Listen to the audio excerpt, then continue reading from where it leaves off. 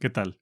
Hoy quería hacer un comentario a título personal acerca de una reflexión que estuve haciendo a partir de algo que vi en la televisión.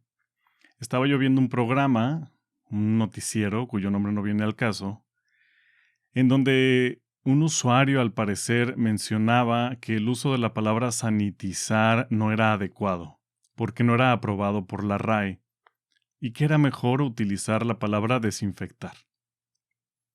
¿Qué quiere decir que sea mejor una palabra que otra? ¿Por qué tenemos una institución que nos dice qué es mejor o cómo es mejor hablar? ¿Por qué hay autoridades en la materia? Vean, esta reflexión a mí me surge porque yo llevo muchos años estudiando lingüística y haciendo investigación lingüística y siempre me he preguntado qué es lengua. Hoy, mi versión de lengua, la más depurada, la más cercana a la realidad, la más terrenal, es que la lengua es una acción comunicativa de los hablantes. La lengua existe cuando se habla, la lengua existe cuando se practica. Lengua no es una cosa abstracta, lengua no es algo que está en un libro ni algo que está en una gramática, sino algo que se hace. Lengua es acción. Y esa acción de las personas, esa acción individual, no es una acción idealizada. Acuérdense que el problema de las políticas homogeneizantes, de las políticas que tratan de unificar todo bajo un mismo reglamento, es que generalmente pisan la bata de la diversidad o atentan franca y frontalmente contra la diversidad. Porque si yo, hablante de español de Culiacán, por ejemplo, y un hablante de español de Oaxaca, un hablante de español de la Ciudad de México, un hablante de español de Yucatán o de Mérida, Yucatán, eh, quiero sentirme respetado en cuanto a mi identidad, pues quiero que se reconozca que mi manera de hablar es una manera legítima, es una manera con un derecho propio dentro de esta diversidad de maneras de expresarse. No quiero que se me diga, no quiero que me digan que hay una mejor manera de hablar que la mía, que yo estoy en algún sentido en una relación de asimetría con respecto a otra lengua. Ese es el problema que estoy tratando de discutir en este momento. Ese es el problema, yo creo que está de fondo cuando me provoca algún rechazo o algún escozor seguir escuchando esos argumentos a favor de una institución homogeneizante y colonizadora. Recuerden que una colonización, entre otras cosas, quiere decir la imposición de una ideología, de una lengua, de un sistema político, de una organización social, a favor de que un poder central pueda controlar las colonias. De ahí el término colonización, o al menos como yo lo estoy usando aquí. Veamos algunos ejemplos. Artículos de este tipo que vemos asociados con la Real Academia de la Lengua, con fundaciones como el Fondeu, que tienen que ver con artículos de corrección de la lengua, resolución de dudas, presentación de mejores o peores maneras de expresarse, reflexiones acerca de la introducción de nuevas palabras o el desuso en el que entran algunas otras. Es precisamente los documentos en los que se basan muchos comunicadores y muchas personas para hacer comentarios discriminativos con respecto a algunas variantes lingüísticas. Aquí dice, por ejemplo, el verbo desinfectar, no sanitizar, es el adecuado en español para referirse en el ámbito de la sanidad a la acción de eliminar todos o casi todos los microbios patógenos, etc. Aquí la palabra que me preocupa es adecuado. ¿Qué es adecuado? ¿Por qué alguien nos dice que una palabra es más adecuada que otra? Vamos a la misma definición de la Real Academia de la Lengua en su diccionario. Y dice, adecuado o adecuada es un adjetivo que quiere decir apropiado para alguien o algo. Adecuado a las normas, adecuado para ellas son ejemplos. ¿Para quién es adecuado o para quién tiene que ser adecuada o adecuado el uso o una palabra.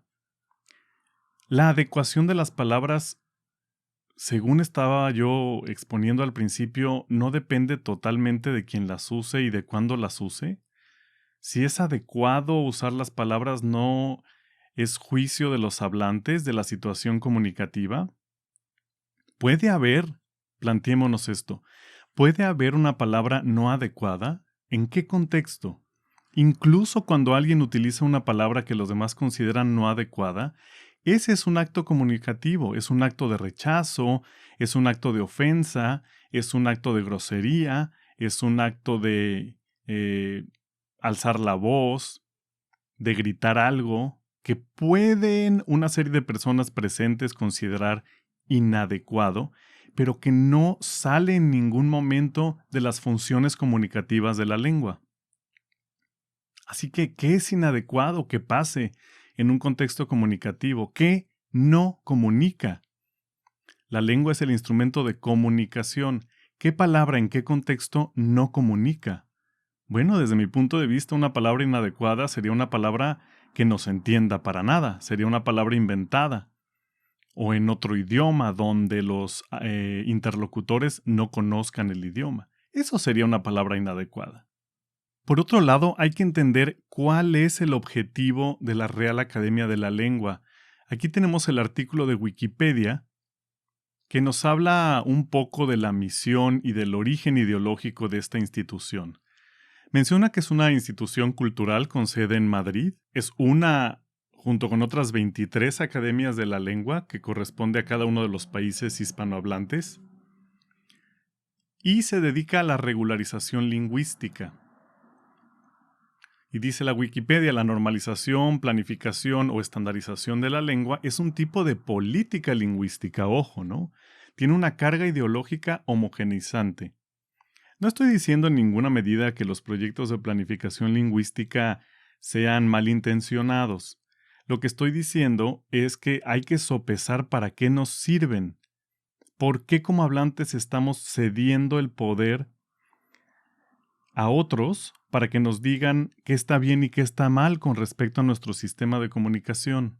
¿Para qué? En algunos casos, la planificación lingüística puede funcionar para que las relaciones entre ciertas comunidades se mejoren, se hagan más amables, haya cierta integración cultural, proyectos cooperativos. ¿Pero es esto lo que está logrando que en los medios se satanice una palabra? ¿Se satanice la palabra sanitizar? Esta regularización lingüística se hace mediante la promulgación de normativas dirigidas a fomentar la unidad idiomática. ¿Por qué tiene que haber unidad idiomática? El único problema que puede haber en una lengua o en un sistema de comunicación es que deje de comunicar, pero no tiene que haber unidad, no tiene que haber unificación en ese sentido. Dice garantizar una norma común en concordancia con sus estatutos fundacionales, los de la RAE. Velar porque los cambios que experimente no quiebren la esencial unidad que mantiene en todo el ámbito hispánico. ¿Cuándo se quiebra una lengua? ¿Por qué se va a quebrar una lengua?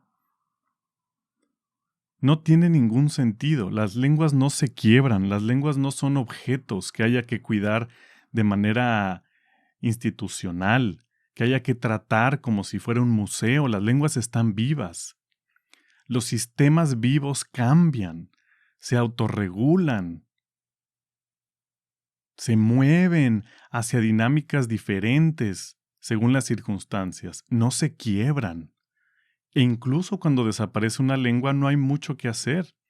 Es parte de la dinámica con la que podemos o no estar de acuerdo, pero es parte de la dinámica de cambio y continuidad de las sociedades y las culturas.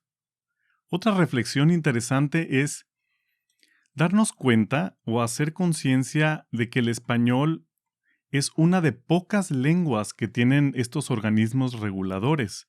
No todas las lenguas del mundo, ni todas las culturas del mundo tienen esta regulación lingüística. De hecho, es la minúscula minoría la que las tiene. Aquí tenemos en este artículo de Wikipedia la lista de reguladores lingüísticos. una lista aproximada, no hay que tomarla como una lista acabada ni como un dato duro, pero es una buena referencia. Y una de las primeras cosas que notamos es que dentro de la lista no hay lenguas tan importantes como el inglés. ¿Por qué? Porque el inglés es una cultura distinta, el inglés se maneja bajo una ideología diferente. Es decir, hay obras, muchas de carácter privado como el diccionario Webster, que tratan de unificar o llegar a una convención o hasta solamente documentar toda la terminología del inglés. Pero digamos que hay un pensamiento distinto en cuanto al respeto de las diversidades, en cuanto al respeto de la multiculturalidad en el uso del inglés. Otra cosa que podemos notar cuando llegamos precisamente a la parte del español es que a diferencia de otras lenguas, en español parece que tenemos una obsesión por la regularización. Como vamos viendo, otras lenguas tienen una institución, dos instituciones. Sin embargo, en español tenemos una una academia de la lengua por casi cada uno de los países hispanohablantes, incluyendo la parte hispanohablante en Estados Unidos. ¿Por qué somos una cultura así? Esa sería la reflexión. Más que afirmar que está bien, que está mal, yo no estoy de acuerdo con ello, pero respeto las preferencias culturales, ideológicas de todas las personas que conformamos esta gran unidad multicultural que llamamos el mundo hispanohablante, que también habría que cuestionar si no es un término más problemático que favorable. Yo respeto, sin embargo invito a la reflexión, ¿para qué sirve? ¿Qué beneficio nos está trayendo? ¿Se siente uno bien cuando le dicen que no es dueño de su lengua? ¿Se siente uno bien pensando todo el tiempo o siendo condicionado a pensar que hay un allá, en Madrid, en la Ciudad de México, en donde están los que sí saben cómo hablar, en donde están los que nos tienen que decir cómo hablar? ¿Ese sometimiento cultural es benéfico? ¿Me gusta? ¿Estoy de acuerdo? ¿O ha sido una educación secreta, una educación oculta en la que yo he crecido y que nunca había cuestionado hasta ahora? Un dato interesante, por ejemplo, es el caso de Japón, en donde aclara aquí precisamente que no hay una regulación central oficial, sino regulaciones de facto, o por decirlo de otra manera, regulaciones que funcionan así aunque no haya un reconocimiento oficial de su función, en cuestiones como la Agencia de Asuntos Culturales y el Ministro de Educación de Japón. Yo hice un conteo rápido de esta lista y es una lista de alrededor de 124 lenguas. 124 lenguas con organismos reguladores de 7,090 y tantos lenguas del mundo. ¿Qué representa eso? Es un porcentaje ínfimo.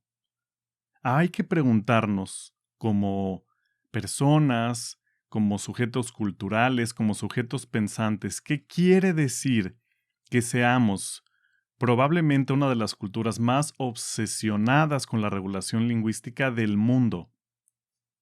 De entre 124, de 7,000 lenguas que no necesitan.